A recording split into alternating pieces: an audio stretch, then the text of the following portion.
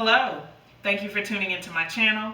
I'm working on a memory bear today, so if you want to see how I make a bear out of this shirt, please stay tuned.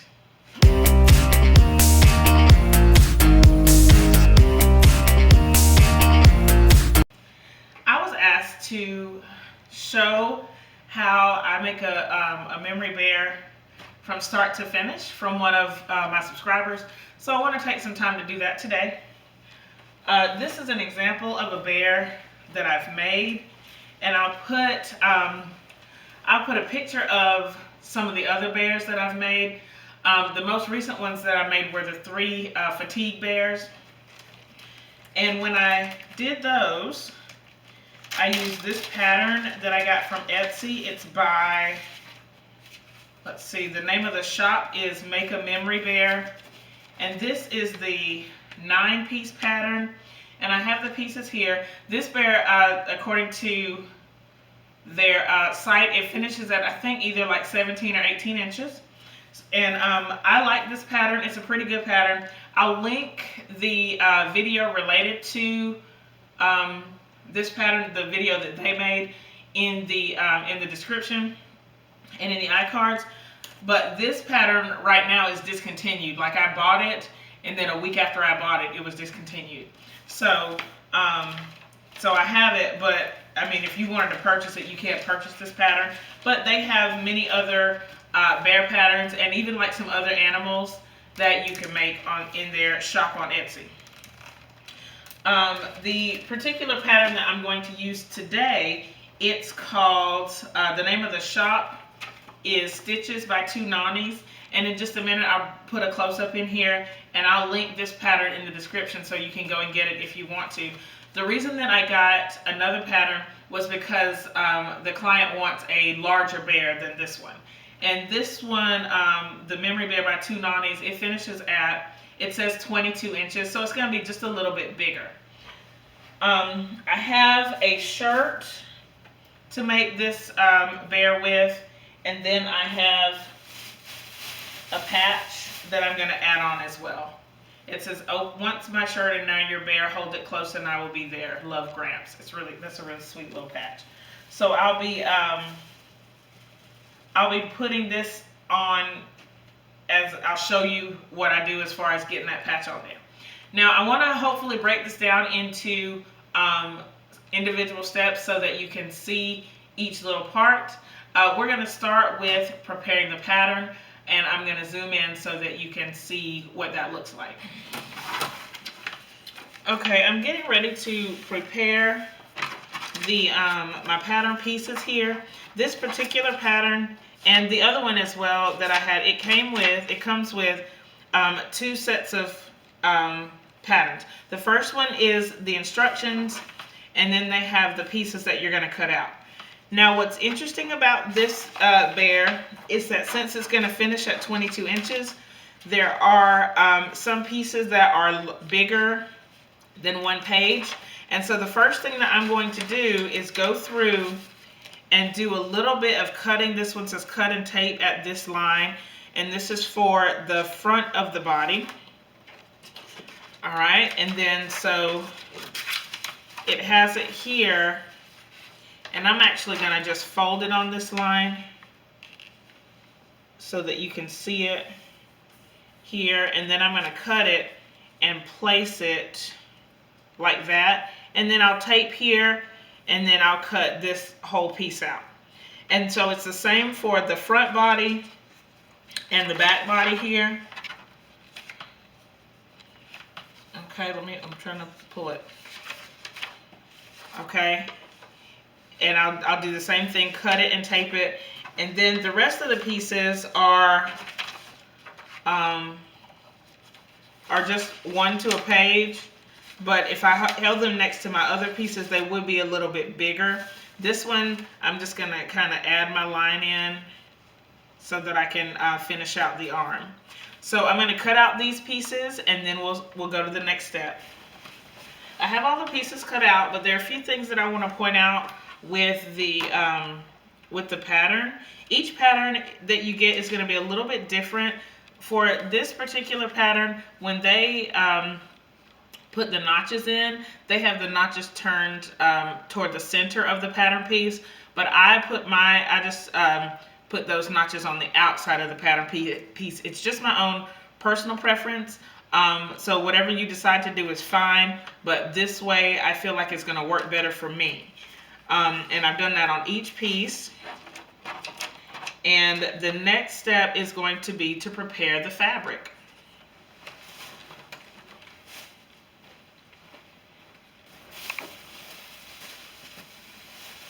The next step of this process is going to be preparing your fabric.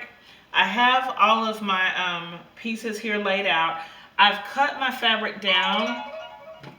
I cut the collar off because I think I'm going to use that as a decoration at the end. But I've also, I cut the sleeves off and cut them open here. And then this is the front panel and the back panel. And I just kind of laid out my pieces to see where they're going to fit, because I'm going to add some interfacing, and I just want to make sure that I don't use too much interfacing. I don't think it's going to be an issue with this one because I'm going to need all of these to be covered with my interfacing. And I actually have an extra piece because since these pieces are so large, they're not going to fit. Everything's not going to be cut out of this. So since this is for a grandfather, I've actually made pillows from this person's shirt. And so I'm going to add one more kind of coordinating fabric out of the same person's clothes. And so I'll do the arms out of this little part too. Okay, that was the reason that I went ahead and did this. Is number one, these pieces are a lot bigger than I'm used to, that I had for my smaller bear. So I just wanted to make sure that they would all fit. Also, if you're going to look at your pattern pieces, they all say the number of parts that you're going to have to cut. And for example, all of these pieces say cut 2.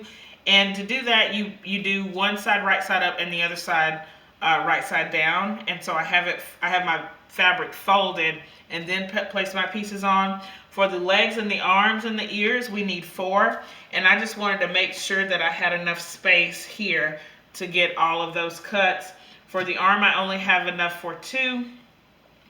And I'm going to do the other 2 out of this. And then for my head front, I only need 1.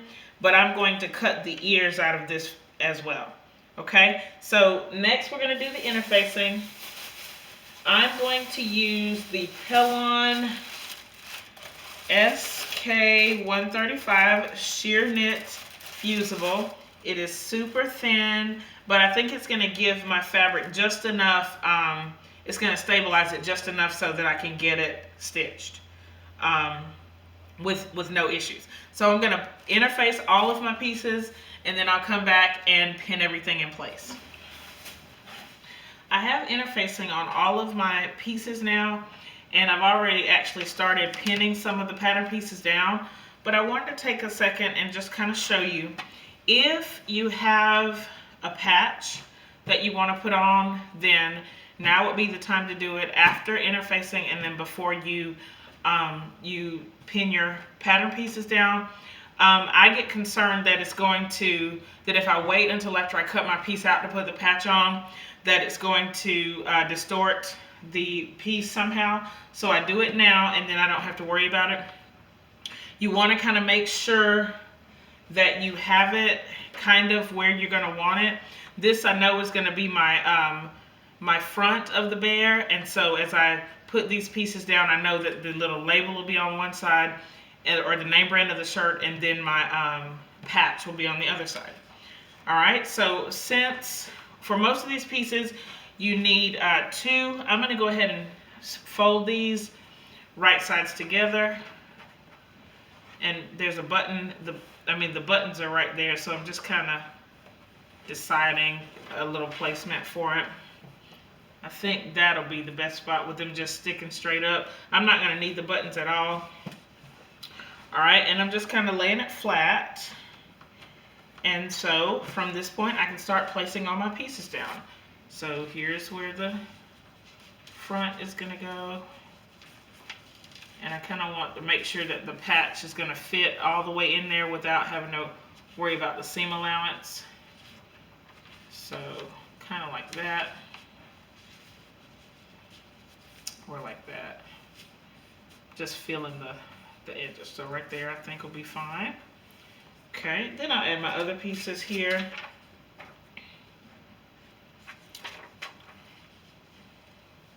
And there may be a little bit of wiggle room depending on where the interfacing ended up, because I didn't put it all the way to the edge. But it'll be okay. And then there's the foot. And then I only need one of the head fronts. And so actually I think I'm going to move this foot to the other side, see if I can get it. Because I'm going to need 4 ears. So the ears are probably going to come out of this. Actually, maybe not. I think I can get my 4 ears out of this piece somehow. And then if I'm really concerned, I'll use that other coordinating piece to get it. So I can get that out another way. That way I can put the foot here too. Okay?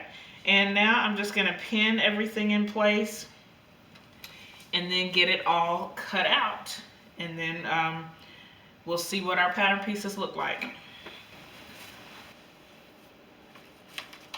So I have all of the pieces cut out. All the fabric is cut. For this step, just make sure that you have a nice pair of sharp scissors.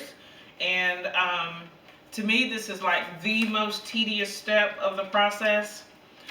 But once we get this done, it's pretty much smooth sailing. Okay, so my next step is going to be to start sewing it together. So please stay tuned for the next video where we go from this to an actual bear. Again, this pattern is it's a memory bear by Two Nonnies, and their shop is called Stitches by Two Nonnies on Etsy. And I'm really excited because I think with it being a bigger bear, that it should be a little bit easier to sew than my smaller bear, hopefully. But I'm excited to get this process started. If you have any questions about what you've seen in this video so far, please leave them in the comments below. Thumbs up this video, share it with your friends, and I'll see you next time. Thank you so much for watching. Bye!